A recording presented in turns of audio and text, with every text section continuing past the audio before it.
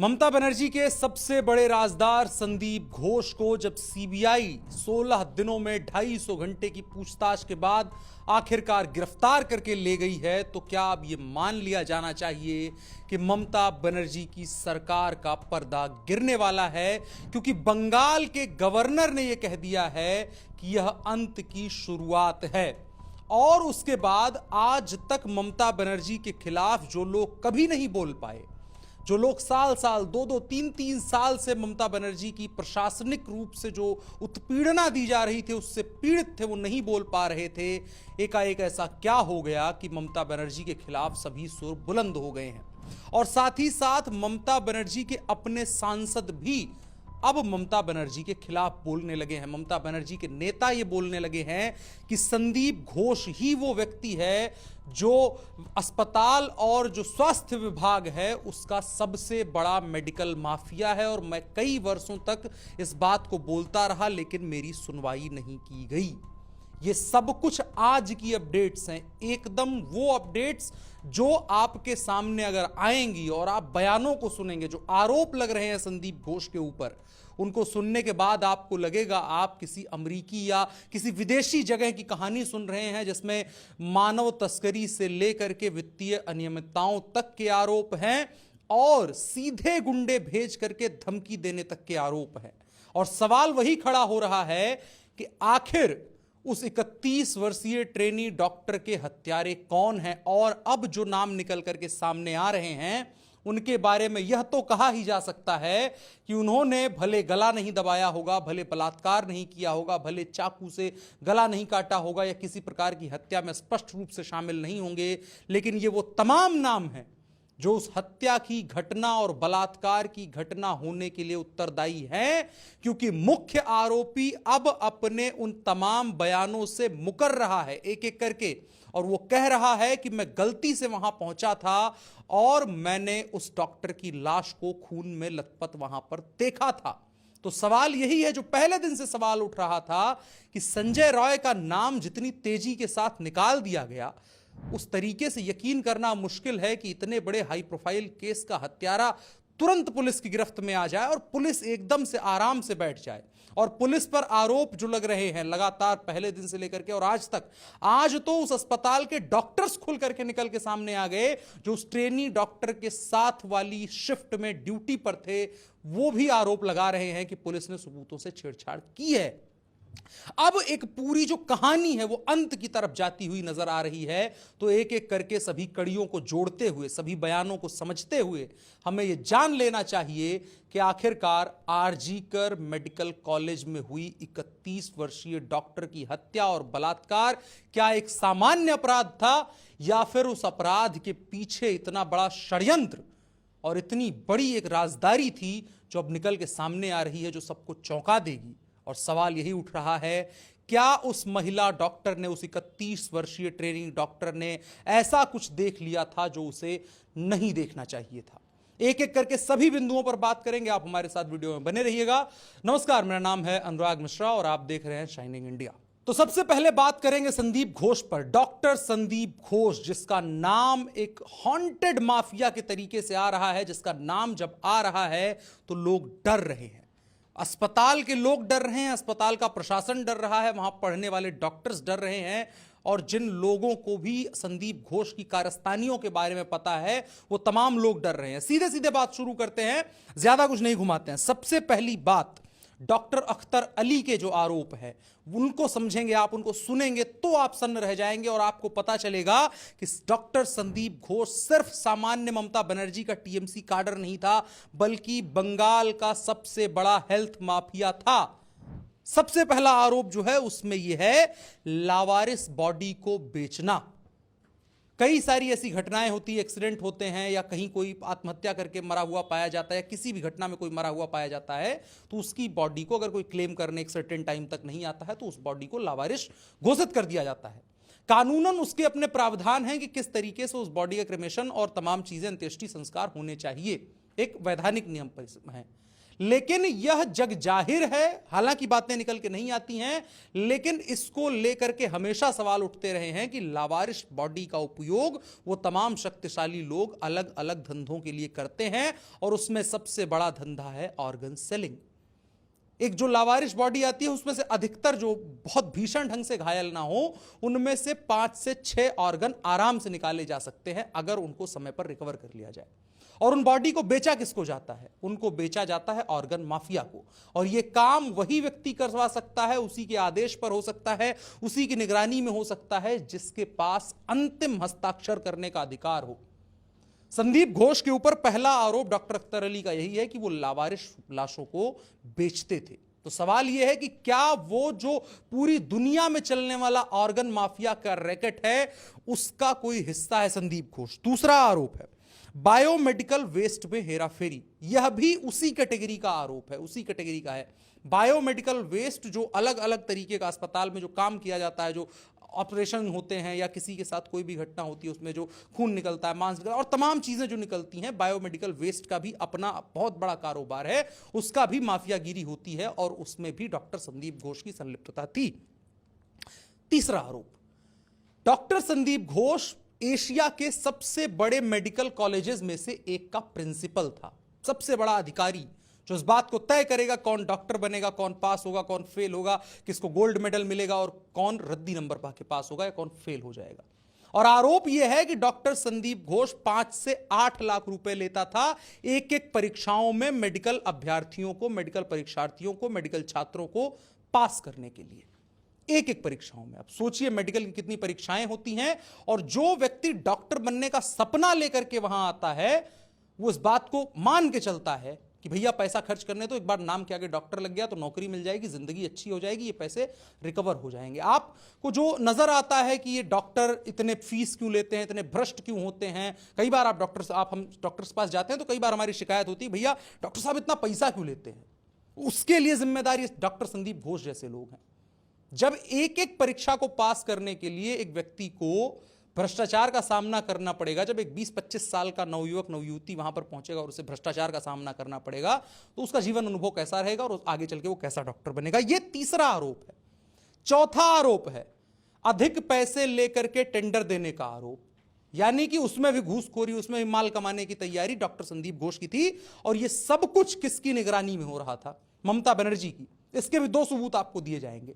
Doctor Sandeep Ghosh Mamata Banerjee का पालतू व्यक्ति था, और मेडिकल जो माफिया था उसका सरगना अगर डॉक्टर संदीप घोष मुखौटा था, तो पीछे कौन बैठा था ये जान लीजिए 2 सबूतों के जरिए। पहला जो सबूत है वो यह है कि डॉक्टर संदीप घोष का 3 से 4 बार ट्रांसफर हुआ, और हर बार ट्रांसफर 24 घंटे से कम समय के भीतर वापस आ जाता था। कैसे? मुख्यमंत्री कार्यालय से, स्वास्थ्य मंत्री के कार्यालय से, दोनों ममता बनर्जी हैं, उस कार्यालय से वापस आता था कि नहीं डॉक्टर संदीप घोष को यहां से नहीं जाने दिया जाएगा, और दबाव ये करवाता था संदीप घोष। संदीप घोष दबाव बना करके इस काम को करवाता था, पहला। दूसरा, संदीप घोष के ऊपर एक और आरोप लगा हुआ है। आरोप इस बात का है कि 3 ऐसे व्यक्ति, जो अब इसी में एक कड़ी और जुड़ती जाती है, 3 और लोगों को सीबीआई ने गिरफ्तार किया, जिसमें नाम है विप्लव सिंगला, सुमन हाजरा और अफसर अली। 2 जो है वो वेंडर्स हैं, ऊपर जो नाम विप्लव सिंगला और सुमन, ये दोनों वेंडर्स हैं, इनके ऊपर आर्थिक अनियमितताओं से जुड़े हुए आरोप है। लेकिन तीसरा जो अफसर अली है, उसका एक वीडियो वायरल हुआ था, अगर आपको याद हो, कोशिश करेंगे वो वीडियो मिल जाए और आपको दिखा दें, लेकिन अगर नहीं मिलता है तो माफ करिएगा। उस पर आरोप और उसका वीडियो वायरल था कि एक बार ऐसा हुआ कि संदीप घोष का ट्रांसफर नहीं रुक पाया और 2 से 3 दिन का समय लग गया, तो नए प्रिंसिपल जिसकी नियुक्ति हुई आरजीकर में, उसने आकर के वापस चार्ज ले लिया। तो अफसर अली क्या करता है? अफसर अली ये कहता है कि मैं मुख्यमंत्री का भेजा हुआ आदमी हूं, तुम्हारी हैसियत कैसे हुई यहां पर बैठने की?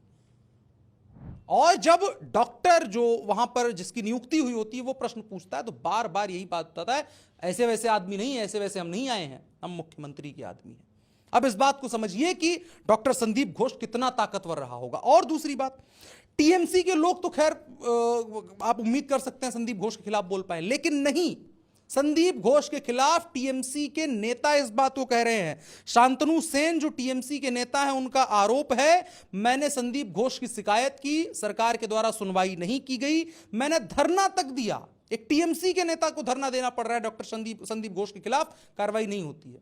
आप समझिए संदीप घोष के तार कहां तक जुड़े हैं। ममता बनर्जी के एक सांसद जो कह रहे हैं, उससे यह बात स्पष्ट होती है, इशारों में कह रहे हैं लेकिन स्पष्ट होती है कि संदीप घोष के बाद अगला नंबर किसका है, अगला नंबर किसका है, इस बात को स्पष्ट करते हुए लिखते हैं कि मिडिल स्टंप उखड़ गया है, अब आगे किसका नंबर है, आगे किसका नंबर है, आगे नंबर है ममता बनर्जी का। अगर संदीप घोष से सीबीआई वो तमाम चीजें निकलवाने में सिद्ध हो जाती है, वो अगर साबित होती है, अगर सीबीआई वो तमाम चीजें निकलवा लेती है जो संदीप घोष ने असल में किया है, तो पता चलेगा कि संदीप घोष तो वो कठपुतली था, उसको नचाने वाला जो जोकर था, जिसके हाथ में वो रस्सियां बंधी थी, फंदे बंधे थे, जो नचाता था उसको, वो नाम ममता बनर्जी का निकल करके सामने आएगा। अब इसमें और भी चीजें हैं जो आपको निकल करके सामने आएंगी और देखने को मिलेगा, क्योंकि संदीप घोष अकेला नहीं था। संदीप घोष के साथ एक पूरा रैकेट तैयार किया गया था जिसकी देखरेख में पूरा कारोबार किया जा रहा था। 10 और डॉक्टर्स की लिस्ट जॉइंट, जो पश्चिम बंगाल का जॉइंट डॉक्टर फोरम है, जिसमें सभी पूरे प्रदेश के डॉक्टर्स एक साथ काम करते हैं, एक साथ बातचीत करते हैं और जो तमाम चीजें होती हैं उस पर बातचीत करते हैं, कमेटी है, उसके एक सदस्य सुकांत चक्रवर्ती जो लगातार 1 वर्षों से जो लगातार संदीप घोष और ऐसे मेडिकल माफिया के खिलाफ बात कर रहे हैं, उन्होंने 10 नाम दिए हैं, जिसमें नाम क्या है, doctor Shyama Padas, doctor Mustafizur Rahman, doctor Saurabh Pal, doctor Avik Dey. इस नाम पर आपको रुकना चाहिए। डॉक्टर अविक डे की तस्वीर देखिए आप। डॉक्टर अविक डे घटना स्थल पर मौजूद व्यक्ति है, वही व्यक्ति जिसको लेकर के पूरे सोशल मीडिया पर विवाद मचा कि उस दिन जब यह घटना हुई थी और उसके बाद जब पूरी फॉरेंसिक्स की टीम पहुंची थी, तो डॉक्टर अविक डे वहां पर क्या कर रहा था, जबकि वो उस अस्पताल का हिस्सा उस तरीके से नहीं है, उसको वहां पर नहीं होना चाहिए था। और साथ में कुल मिलाकर के 10 नाम है, यानी 11 लोगों की पूरी टीम बना रखी थी ममता बनर्जी ने आरजीकर अस्पताल और पूरे बंगाल के मेडिकल माफिया को चलाने के लिए। यह उसका सत्य है। अब आपको लेकर के आते हैं दूसरी बात की तरफ, जो डॉक्टर तपस का आरोप है, जो उस वक्त पर जब यह हत्या हुई, जिस समय की ड्यूटी में, जिस शिफ्ट की ड्यूटी में वो लड़की, जिसकी 31 साल की लड़की जो डॉक्टर थी, उसकी हत्या और बलात्कार किया गया, उस शिफ्ट में उसके साथ में ड्यूटी पर थे, उसी शिफ्ट में डॉक्टर तपस। उनका कहना है कि मैं जब 9 बजे के आसपास अपनी ड्यूटी छोड़ करके घर गया और उसके बाद 11:45 पर जो हम डॉक्टर्स का ग्रुप होता है, उसमें असिस्टेंट सुपरिटेंडेंट का मैसेज आता है कि एक डॉक्टर, ट्रेनी डॉक्टर 31 साल की थी, उसकी मृत्यु हो गई है। डॉक्टर तपस के जो सवाल है वो सवाल बेहद कायदे के हैं और उनको हमें समझना चाहिए। उसमें क्या आरोप है? उनका सबसे पहला जो आरोप है वो ये है कि सबसे पहले डेड बॉडी को सुरक्षित रखना चाहिए था। इसमें आपको एक बात बताते हैं, आपने सुना होगा अजमेर सेक्स स्कैंडल, जिसमें सूफी जो थे, जो दरगाह पर, अजमेर की प्रसिद्ध दरगाह पर काम करने वाले लोग, चिश्ती जो होते हैं, उन लोगों ने मिल करके एक ऐसा सेक्स स्कैंडल बनाया था, एक पूरा ऐसा किया था जिसमें सैकड़ों हिंदू लड़कियों के साथ बलात्कार किया गया और उनके साथ तमाम जोर जबरदस्ती की गई, ब्लैकमेलिंग की गई।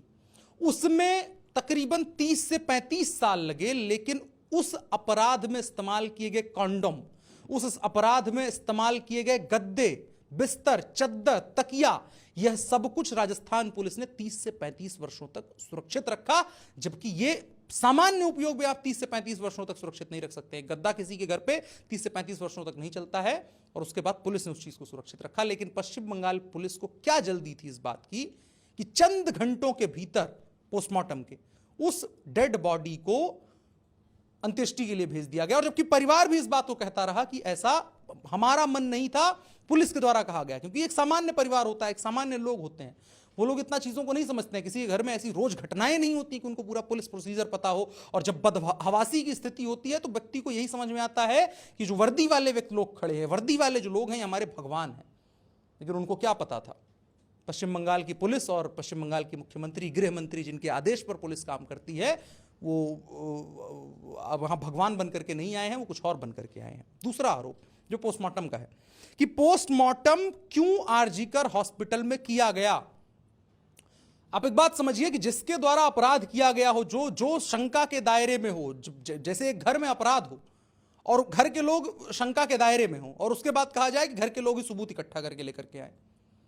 आरजीकर हॉस्पिटल में घटना हुई पहले दिन से और आज की तारीख में जब हम पहुंच रहे हैं तो सीधा जो प्रिंसिपल है डॉक्टर संदीप घोष उसके ऊपर सवाल उठ रहे हैं और उसी के आदेश पर वहां पर पोस्टमार्टम करवाया गया। तो आप सोच करके देखिए जिसके ऊपर सवाल है वो क्या पोस्टमार्टम की रिपोर्ट निकलवा करके ले जाएगा, क्या पोस्टमार्टम की रिपोर्ट देगा, क्यों करवाया गया, ये सवाल उस रात ड्यूटी पर तैनात उस 31 वर्षीय महिला डॉक्टर के साथ ड्यूटी पर तैनात डॉक्टर तपस के। अब एक और बात आपको सुनाते हैं, इसमें है डॉक्टर्स फोरम के पूर्व प्रेसिडेंट जो अर्जुन दास गुप्ता हैं, उनके जो आरोप हैं, उनका सवाल है हेल्थ का जो माफिया है, जो हम शुरू में आपको बात कह रहे हैं वो इनके आरोपों के आधार पर कह रहे हैं। डॉक्टर फोरम के पूर्व प्रेसिडेंट अर्जुन दास गुप्ता, इनका कहना है कि हेल्थ माफिया का हेड है संदीप घोष। डॉक्टर संदीप घोष के ऊपर एक डॉक्टर जो पश्चिम बंगाल के सबसे सम्मानित डॉक्टर्स हो सकते हैं, जो टॉप के डॉक्टर्स हो सकते हैं, उनमें से एक अर्जुन दास गुप्ता जी का आरोप है कि यह जो व्यक्ति है, यह जो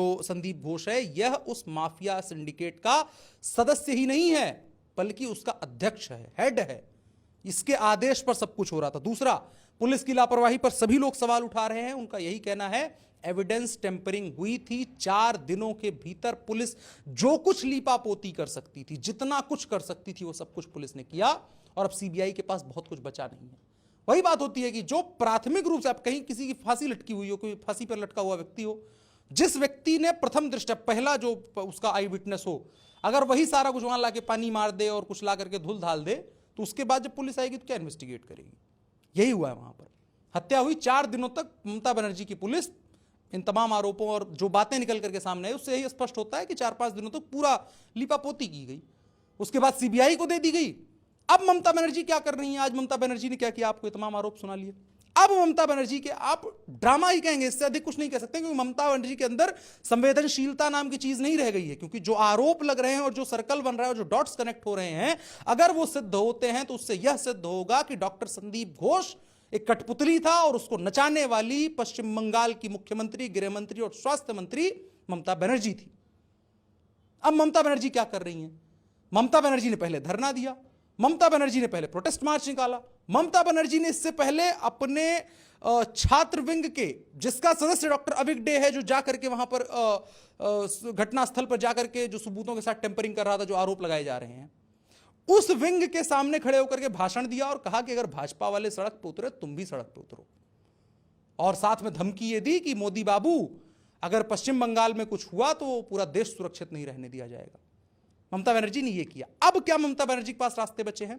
उन चीजों को बिंदुवार देखते हैं। अब ममता बनर्जी बीते कई दिनों से माहौल बना रही थी कि आरोपी को तुरंत फांसी दी जाए, क्योंकि मामला सेटल डाउन करना था। अब आरोपी मुकर रहा है, अब आरोपी को समझ में आ गया कि अब सीबीआई के हाथ में, पश्चिम बंगाल की सफेद वाली वर्दी वाली पुलिस नहीं है, अब केंद्र की पुलिस है, केंद्र की एजेंसी है।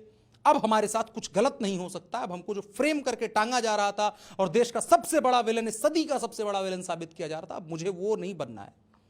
लेकिन अब भी ममता बनर्जी अपनी उसी टैक्टिक पर अटकी हुई हैं। ममता बनर्जी ने आज विधानसभा में विशेष सत्र बुला करके आदेश देकर के आओ मेरे कारिंदों, आओ मेरे गुलामों, यहां बैठो और मैं तुम्हें भाषण देने जा रही हूं। ममता बनर्जी ने भाषण दिया। ममता बनर्जी ने अपराजिता नाम से एक बिल पास करवाने की कोशिश की और पास करवा लिया, चूंकि बहुमत है। और ममता बनर्जी ऐसी निरंकुश और तानाशाही टाइप की जो मुख्यमंत्री है, तानाशाही स्पष्ट रूप से कहा जाना चाहिए, उनके सामने कौन खड़ा हो सकता था। ममता बनर्जी ने उसमें स्पष्ट करवाया, उसमें वो जो बिल पारित करवाया उसमें उनका कहना है कि भैया अब जो है अब हम ये करेंगे, हमारे हिसाब से न्याय होगा, अब हम केंद्र के हिसाब से नहीं सुनने वाले। अब उन्होंने ममता बनर्जी का जो बिल है अपराजिता, उसमें क्या पारित करवाया, उसके बाद उसकी मंशा आपको बताते हैं। उनका कहना है कि 21 दिन में जांच पूरी की जाए, 21 दिन में जांच पूरी की जाए, जिनमें से शुरुआती 5 दिनों में पश्चिम बंगाल की पुलिस सबूतों के साथ छेड़छाड़ करके लिपापोती कर देगी, उसके बाद सीबीआई को हैंडओवर कर देगी और ममता बनर्जी दिल्ली जलाने की बात करने लगेंगी। यह पहला उनका बिंदु है। दूसरा, अपराधी की मदद पर 5 साल की कैद होनी चाहिए। तो आपके यहां तो आपके समेत अपराधियों की मदद करने वाले कई लोग बैठे हैं, लिस्ट तो बहुत लंबी है जो और टॉप से लेकर के बॉटम तक आती है। उनको कितने कितने साल की कैद आप करवाएंगी?